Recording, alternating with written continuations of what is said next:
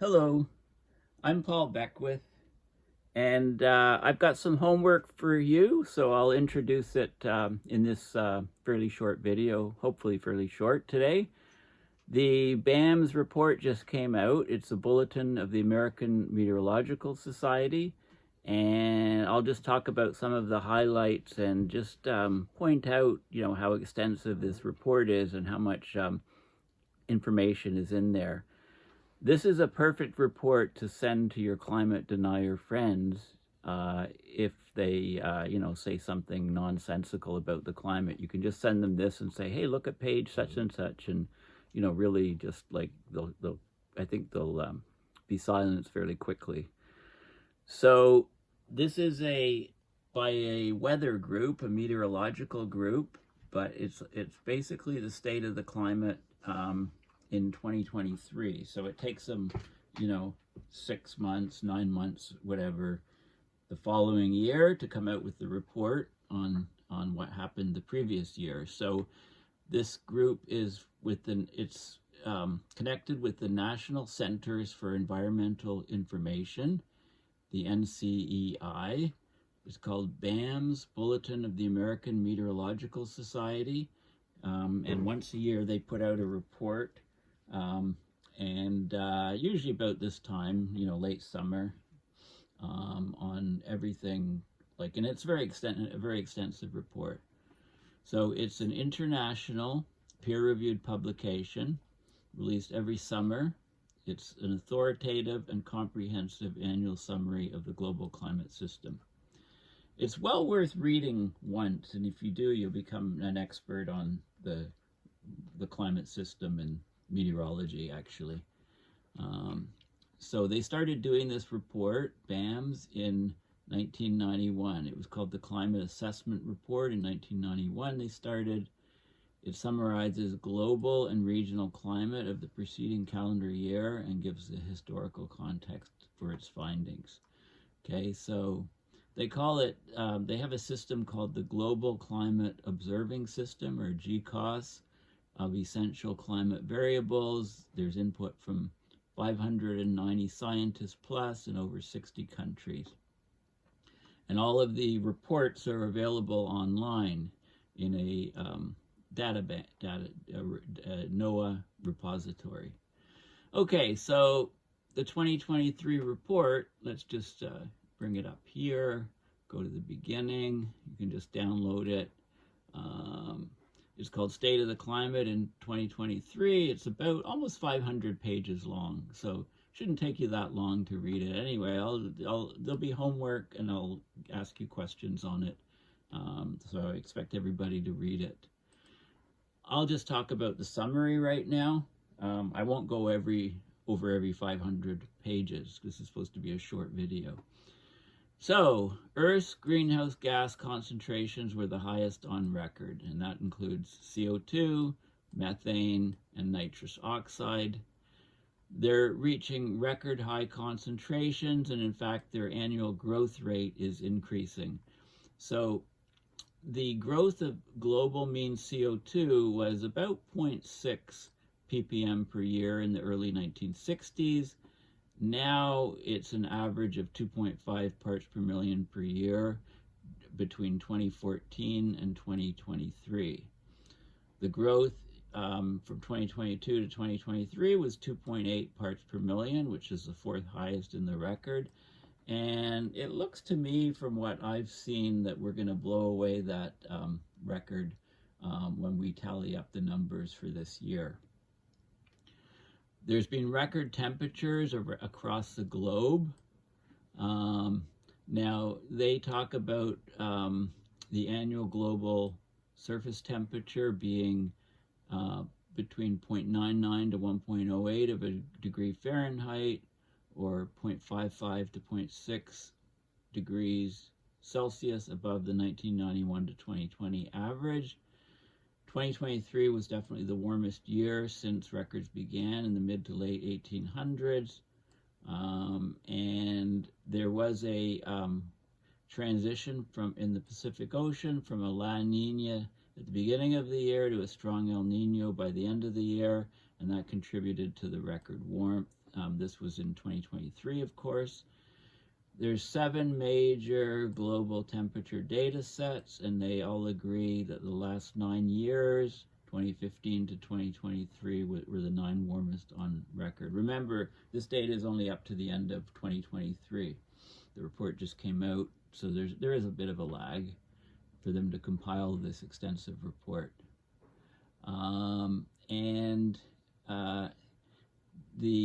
The rate of temperature rise, they say it's been 0.14 to 0.16 of a degree Fahrenheit, or 0.08 to 0.09 of a degree Celsius per decade since 1880.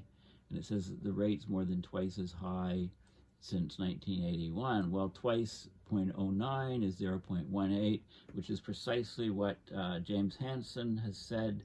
1970 to 2010, the rise was 0.18 degrees Celsius per decade. But since 2010, that rate has skyrocketed upward to, Hansen was projecting in the range 50 to 100% increase, which would be something like between 0.27 degrees Celsius per decade and 0.36, and I think the number has come into about 0.32, is what the data is tracking right now. So there's been a definite acceleration of climate change. Hansen's attributing that to the reduction of sulfur aerosols. The ENSO, the El Nino conditions, contributed to record high sea surface temperatures. Right? The annual global sea surface temperature in 2023 was record high, surpassed previous records by 0.13 degrees Celsius, 0.23 degrees Fahrenheit. About 94% of the ocean surface experienced at least one marine heat wave in 2023. A marine heat wave is defined as when the sea surface temperature is in the warmest 10% of all recorded data in a particular location on that day for at least 5 days. And the problem is we're getting these marine heat waves around Australia, and we're rapidly losing the Great Barrier Reef, the coral reef. There was a new global average record of 116 marine heat wave days in 2023. That was far more than the previous record of 86 days in 2016. There was a new record of 13 marine cold spell days, and that was far below a previous record of 37 marine cold spell days in 1982. So ocean heat and global sea level were the highest on record, right? The oceans store more than 90% of the excess heat trapped in the Earth's systems by greenhouse gases.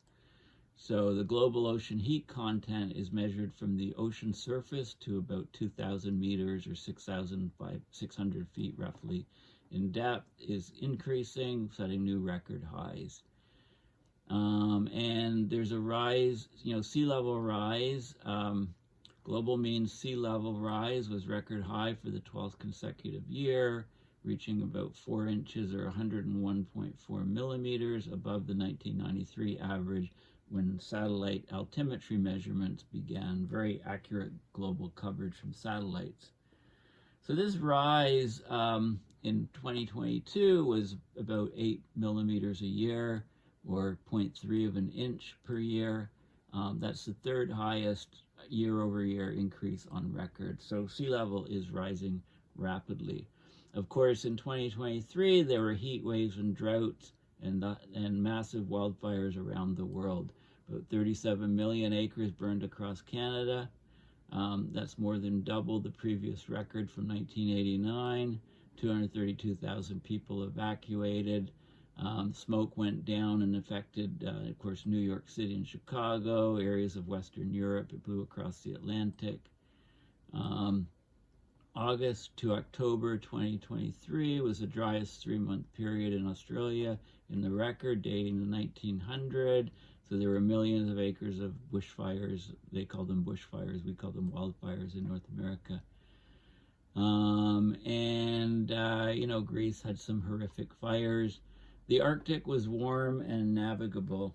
Now, the Arctic hasn't had a blue ocean event, and I think it's because of the failing AMOC. But anyway, the Arctic had its 4th warmest year in the 124-year record, with summer, July to September, record warm. Permafrost temperatures were the highest on record. So permafrost thaw is a big deal. It's disrupting Arctic communities and infrastructure, and it's affecting the rate of greenhouse gas release to the atmosphere. So it's accelerating global warming. You know, the sinks of carbon are failing, and the reservoirs of carbon in the soils are thawing and releasing carbon, methane, CO2, etc. The amount of multi-year ice is continuing to decline. The seasonal Arctic minimum reached in September. It was the 5th smallest. That was back in 2023. Since 2012, the Arctic's been nearly devoid of ice. It's more than 4 years old, right? So the Northern Sea route off Russia and the Northwest Passage off Canada became accessible to non-ice hardened marine traffic. There were 75 ship transits in the 2023 summer, the second highest number of ships on record transiting. That's in the Northern Sea route. In the Northwest Passage in northern Canada, there was a record number of ship passages. 42 ships made the complete Northwest Passage transit. That surpasses the previous record of 33 ships transiting in 2017. Antarctic is still setting record lows, and was in 2023, and it surpassed the previous record lows by a significant margin.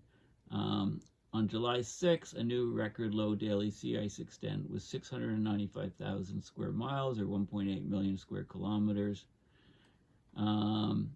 Tropical cyclone activity in 2023 was below average, but storms still set records around the globe. 82 named tropical storms globally. The average is about 87, so it was slightly below average. 7 of these tropical cyclones reached Category 5 on the Saffir-Simpson hurricane wind scale. The accumulated cyclone energy integrated globally. It rebounded from the lowest in the 43-year record in 2022 to above average in 2023. Now get this, Typhoon Doksuri, named Igay, Typhoon Igay in the Philippines. Have you heard of that? You should have. It caused $18.4 billion in economic losses in the northern Philippines and China, and yet most of us in the West have not heard of it, even though it caused $18.4 billion. Beijing received 744.8 millimeters of rain from remnants of the storm in a 40-hour period. City's heaviest rainfall in a 140-year record. It caused floods that killed 137 residents. Tropical Cyclone Freddy was the world's longest-lived tropical cyclone. It developed into a cyclone on February 6, and it dissipated on March 12. So it ran for about 5 weeks. The cyclone was spinning around. It crossed the Indian Ocean, made 3 landfalls, 1 in Madagascar and 2 in Mozambique. Okay, so let's have a quick look at just some of the things of the report. So here's the report, and I may do a detailed video on it. I mean, this video, I just want to really introduce you to it. There's lots of stuff here. It talks about global climate, global oceans. It talks about the tropic region, the Arctic specifically, Antarctic and the Southern Ocean, and there's lots of stuff on regional climates. So you can probably find where you live information on the regional climate. So let's have a look at some of the stuff that's in here.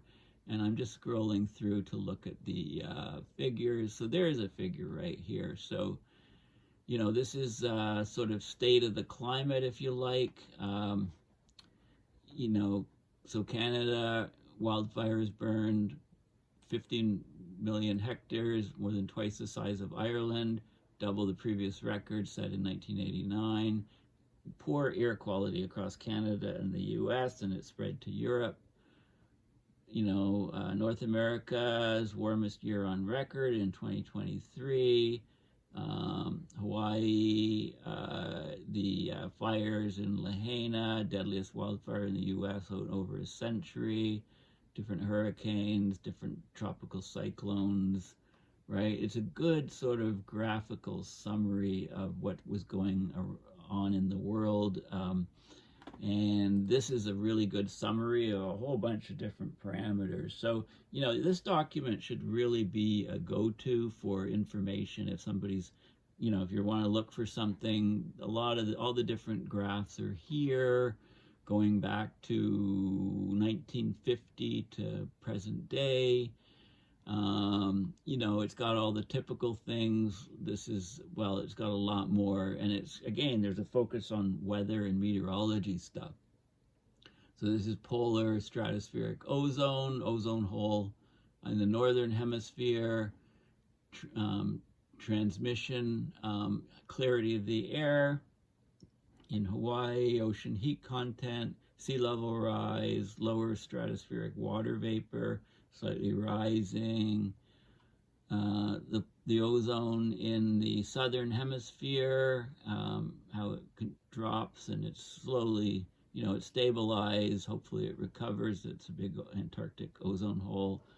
Surface temperature, evaporation from land, night marine air temperature, right? There's all kinds of different parameters, wind speeds, all kinds of stuff. Specific humidities, of course, with warming world, there's more water vapor, biomass burning, glacier loss, precipitations. There's all kinds of stuff, and it's all in a good format. They talk about the essential climate variables and what they are. Let's just go to some more figures here. I'm not going to go through the whole report, but here we go. Surface temperature anomalies, lake temperatures, the night marine air temperatures, warm days. There's stuff in here that you won't be able to see anywhere else. Cool nights, lower troposphere temperatures, surface specific humidity. You can see the areas that are really drying out and the areas that are getting a lot wetter. Surface relative humidity, humid heat days, maximum wet bulb temperatures, total column water vapor, humidities, precipitations, right? Cloudiness around the planet, lake water levels, terrestrial water storage, soil moisture, droughts, right? It just goes on and on and on. Surface winds, right? It's just loaded with data and good maps and illustrations. Biomass burning, vegetation, optical depth, the thickness of vegetation around the planet. Okay, climatology, air temperature, latent temperature, equivalent temperatures, right? You get the picture. Like, it's just loaded with stuff. Let me randomly take some stuff. What's this? This is annual average marine temperature anomalies. So how the ocean globally is warming, the northern extratropics, tropics, southern tropics. Of course, when the AMOC flips, which I just did a video on, it's going to affect everything, right? And then the deniers are going to jump on it and say, hey, it's cooling now in the northern hemisphere. Like, it's just absurd. So anyway, I'm just randomly picking some things here. The La Nina, El Niños, and so on, the different distributions, and let's just pick a couple more. What's this? Seasonal mean sea level pressure, right? So, you can get an idea where the jet streams are tracking from where the pressures are. Season means, right? It's just chock full of information. What's this? Global mean dry air remote surface mole fractions. Of course, this is the greenhouse gases. The greenhouse gas rise. This is the annual change in parts per million. So look at this. I mean, I think we're gonna be over 3 when the numbers come in for this year. So the trend is all up. This is methane. There was a pause, but the trend is up. A lot more variability. Nitrous oxide, right? Yeah. Anyway, you get the idea. Like there's copious amounts of data here, So send this, use this as your ammunition you have any climate denier friends that go on about this or that, there'll be a chart or a map. You can you can send the report to the person and say, look on page 375. It totally negates your improper view on sea level rise being so small. That could send that one to Trump. He just said some ridiculous statement recently about sea level rise, totally inaccurate, of course. Yeah, so there's, hey, global sea level rise. There you go, perfect. How did I find it? It was totally random. Here's the distribution, and here. So yeah, so send this to Trump. This is what, page S183, right in the report. The BAMS report, send it to him. It's got all the data on sea level rise. Okay, any other parameter that you want to know about climate and meteorology is going to be in this BAMS report. There's some Hofmolar diagrams of long radiation changes, and yeah, what else is there? Well, there's okay, Antarctica, there we go. There's the weather stations and the staff stations. So there are people staffing a bunch of these stations, and there's also remote weather stations. And they talk about circulation and temperatures and so on in Antarctica, right? So, this report is just loaded with data. It's just unbelievably chock loaded with data. You can do searches on the document for specific things. It covers all these.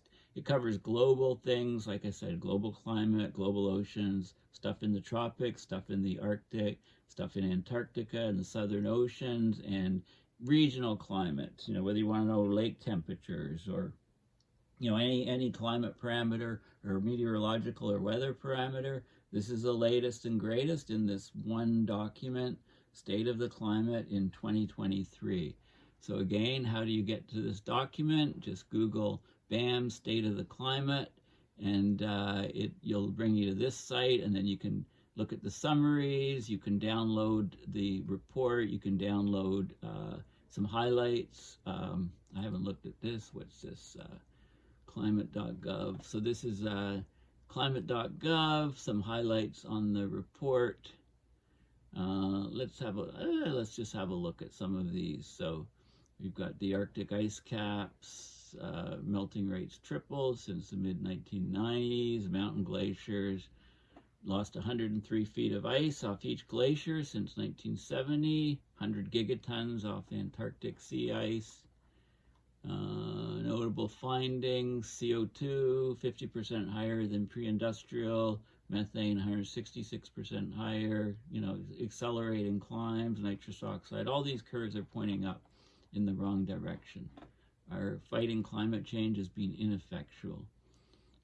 Global temperatures, the ENSO ocean heat waves set records for length and intensity, number of marine heat wave months. Look at the heat waves here in this region. You can see, you can get really good visualizations of data. New records for intensity, frequency of extreme heat. Look at the extreme heat down in the US that we've had and all over Europe and so on. Extreme drought in these really, many areas around the planet in extreme drought. It looks like fewer areas with intense rainfall. Looks like India has escaped the drought. It's been very wet there. Arctic sea ice, the age of it. I mean, there's almost no old ice, only a little bit here. The white is older than 4 years. The rest of the ice is very young. Most of the ice is just, it's a year old, 2 years at the most. Antarctic sea ice extent. Where is it? It's gone. Oh, there we go. All of the different years and the declines, 2016 to 2022, below average, and then record low in 2023. Here we go. This is 2023. Look at this. It just dropped off a cliff, the Antarctic sea ice. right? Blowing away scientists, basically. They just, right? So there's loads and loads of stuff in these reports. So I just came across this report. It's one of the must-read things. So, I'll read the whole report, and it gives me a better sort of overview of the whole climate system, so I can have more informative videos for you guys. Okay, well, thank you for listening. Please consider going to my website, paulbeckwith.net, and donating to PayPal to support my research and videos. Yeah, thanks for watching, and please share and spread and talk about it, especially if you're connected, with some of the political parties in the U.S. as we approach this, election. Okay, well, thanks for listening, and yeah, bye for now.